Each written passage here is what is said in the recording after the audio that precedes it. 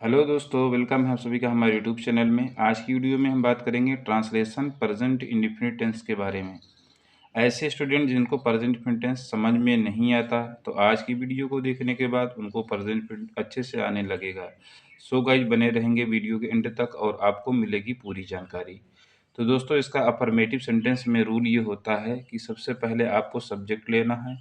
Verb में अगर singular number है तो यस लगाना है, अगर सिंगुलर नंबर नहीं है तो यस नहीं लगाना है, और फिर ऑब्जेक्ट लगा देना है, और उसके बाद आपको फिर ट्रांसलेशन कर लेना है। तो चलिए दोस्तों, हम बात कर लेते हैं कि सिंगुलर नंबर क्या होते हैं इसमें और प्लूरल नंबर क्या होते हैं। तो सबसे पहले आपको सिंगुलर और प्लूरल नंबर की जानकारी दे दूं। तो दोस्तों, सिंगुलर नंबर इसमें ये होता है, जैसे मान लीजिए कि ही आ गया आपका, ठीक है, सी आ गया या इट आ गया या किसी का नेम है, तो इसको जो है सिंगुलर नंबर कहा जाता है। क्या कहा जाता है? Singular number. अगर ये रहेगा तो वर्ब में, वर्ब आप जानते हैं ना, जैसे जाना, खाना, पीना, उसी में यस या यस जुड़ जाएगा, यस या यस आपको लगा देना है। और अगर प्लूरल नंबर है तो प्लूरल नंबर का मतलब ये हुआ दोस्तों, प्लूरल नंबर का मतलब जैसे आई हो गया आपका, ठीक है, आई के बाद वी हो गया, वी के बाद यू हो गया, फिर उसके बाद दे हो गया। ये तो प्लूरल होते ही हैं। और प्लस जो है कुछ, जैसे कि बॉयज है, गर्ल्स है, मतलब जिससे एक से ज़्यादा का पता चले। आप तो जानते हो एक से अधिक के लिए प्लूरल क्या कहते हैं उसको, प्लूरल नंबर ना, तो उसको प्लूरल नंबर बोलते हैं। ठीक, तो ध्यान रखना है आपको, ही शी इट और नेम सिंगुलर नंबर होता है या किसी का नाम भी होगा। फिर उसके बाद आई वी यू दे के साथ जो है आपको ऐसे यस नहीं लगाना है, ना तो एक से ज़्यादा लोग रहेंगे तो लगाना है। तो अगर आप इसको समझ लेते हैं तो यही इसका मेन रूल है अफर्मेटिव का। तो आपको जो यस में प्रॉब्लम होती है ना, तो अब दोबारा आइंदा कभी गलती नहीं करेंगे। तो चलिए दोस्तों, अब पहला ट्रांसलेशन हम आपको करके दिखाते हैं कि वह काम करता है। तो ना, तो यहाँ पर वह के लिए इंग्लिश हम लोग लिखेंगे ही। ठीक, अब उसके बाद वर्क मीन्स काम करना होता है तो वर्क लिखेंगे, वर्क में यस जोड़ दीजिए आप, ही वर्क्स, वह काम करता है। बस हो गया आपका ट्रांसलेशन। ठीक, कोई दिक्कत हुई इसमें? नहीं हुई। अब आप ये पूछेंगे कि सर यहाँ पे वर्क में एस लगा है, तो मैं बता सकता हूँ, वो इसलिए लगाया हूँ कि वह जो है ही, मतलब ये सिंगुलर नंबर है और इसीलिए वर्क में एस लगा दिया। देखिए, कभी कभी सेंटेंस ऐसा भी आ जाता है, वो भी मैं आपको यहाँ समझा दे रहा हूँ कैसे। जैसे मान लीजिए कि यही ट्रांसलेशन इस तरह से आ जाए कि वह अपना काम करता है, ऐसा अगर आ जाए तब क्या करेंगे आप? क्या ऐसा करेंगे? नहीं, इसको इस तरीके से करना है। तो वह की इंग्लिश आपको ही लिखनी है। उसके बाद यहाँ पर आपको क्या करना है, कर्ता की अंग्रेजी आपको खुद लगाना है। तो जिससे डू मैंने करना होता है तो डू में ई एस जोड़ देंगे भाई, उसमें ये जुड़ेगा, डज हो जाएगा, ही डज हो गया, ही डज। अब उसके बाद अपना की अंग्रेजी हिज हो जाएगा, अब काम की अंग्रेजी वर्क। तो इस तरह से इसको करेंगे, ही डज हिज वर्क, ऐसा करेंगे। अच्छा, लेकिन अगर अपना नहीं जुड़ा है और कोई दिक्कत नहीं है तो आप ऐसे करो, कोई दिक्कत नहीं है, यही ज़्यादा सही है आपका। अगर अपना करके आ जाता है तो फिर आपको डू डस लेना पड़ जाए, डू नहीं, हाँ प्लूरल है तो डू भी लेंगे और ये लेना पड़ेगा। ठीक है, वो हेल्पिंग वर्ब डू डज नहीं, यहाँ पर वर्ब वाला अपना अपना डू है। वो तो निगेटिव में do does not, do not और इंट्रोगेटिव में लगता है, लेकिन यहाँ पर करना, डू मीन्स करना ही तो होता है, तो इसलिए। अच्छा, नहीं आप सोचो कि सर अफर्मेटिव में ही बता रहे हैं।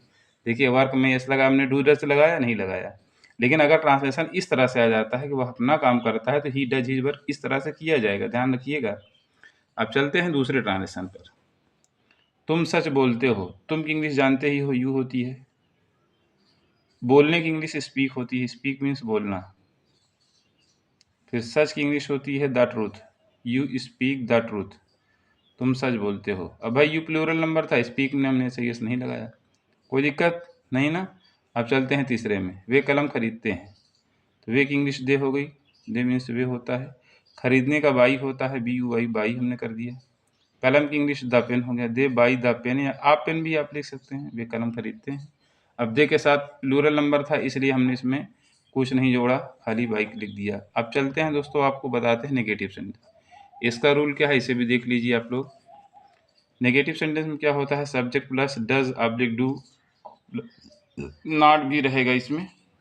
ठीक है, नॉट, डज नॉट या डू नॉट, डज नॉट या डू नॉट, सब्जेक्ट अब उसके बाद इसका ट्रांसलेशन करना है। वह चाय नहीं पीता है, तो वह की इंग्लिश आपको ही लिखना है, ठीक है। अब वह सिंगुलर नंबर है इसलिए आपको डज नॉट लगाना पड़ जाएगा। जब डज नॉट डू नॉट लग जाता है तो इसे भी डू नॉट के मतलब प्लूरल के साथ वहाँ एस नहीं लगता था, यहाँ पर डज नॉट भी लग जाएगा तो भी नहीं लगे, खाली अफर्मेटिव तो को रूल है एस वाला, इतना ध्यान में रखिएगा, नहीं यहाँ भी लगाने लग जाओ तो फिर गलत हो जाएगा। ही डज नॉट टेक, फिर उसके बाद चाय पीने का टेक ही जाता लिया जाता है, टेक द टी, ठीक।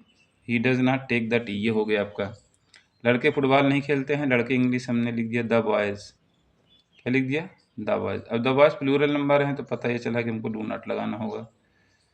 खेलने की इंग्लिश क्या होती है दोस्तों, प्ले होती है। फिर फुटबॉल के जो है द फुटबॉल आप लिख दीजिए, they play the football, way football खेलते हैं, ये हो गया। अब चलिए ले चलते हैं आपको हम इंट्रोगेटिव सेंटेंस में। इंट्रोगेटिव सेंटेंस में क्या होता है, दो टाइप इंट्रोगेटिव होते हैं, एक जिनके शुरू में क्या आता है, एक जिनके वाक्य में के बीच में आता है, तो दोनों आपको बताया जाएगा।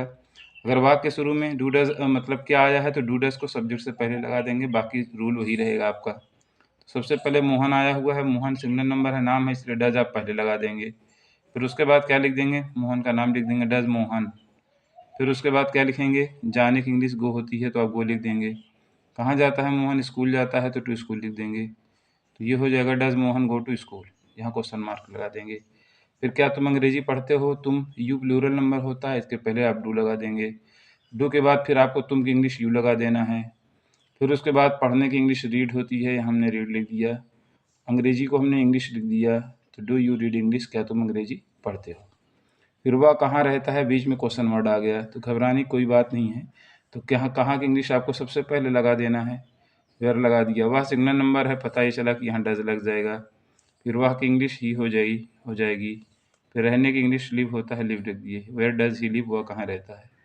दोस्तों इस तरह से हमने आपको बताया कि किस तरीके से प्रेजेंट इंडिपेंडेंस को हम आसानी से कर सकते हैं। अगर आप हमारे इस बताए गए रूल को ध्यान में रखेंगे तो प्रेजेंट इंडिपेंडेंस का ट्रांसलेशन अब आपका गलत नहीं होगा। और कोई दिक्कत है अगर तो आप कमेंट बॉक्स में अच्छा लगा हो तो नाइस, गुड, वेरी गुड लिखकर आप कमेंट करें, और चैनल को सब्सक्राइब, वीडियो को लाइक करके आगे तक शेयर ज़रूर कर दें, ताकि जिन भाइयों को नहीं आता वो ज़रूर सीख लें और इसका फ़ायदा उठाएं। थैंक यू सो मच दोस्तों, मिलते हैं नेक्स्ट।